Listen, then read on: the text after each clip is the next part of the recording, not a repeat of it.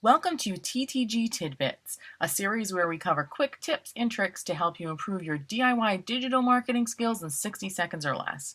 Today we're going to look at how to schedule a post in Facebook Creator Studio. So we're going to start out here on the business page. Going to click on More, Publishing Tools, and this is going to bring us to the page with all of the published posts. And what you want to do is click on the left-hand side on Creator Studio. Okay, so now we're in Creator Studio. You're going to click on Create Post, click on Create Post again.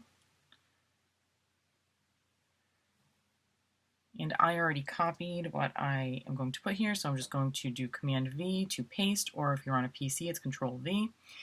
And you'll notice that the preview loaded here, so I can get rid of the hyperlink, so I'm just going to delete that. And you can click share now if you do want to post it now, but since we're scheduling, I'm going to choose schedule. Notice that you can also backdate and save draft. So click on schedule in this scenario. Choose here in the calendar what date you want to schedule it.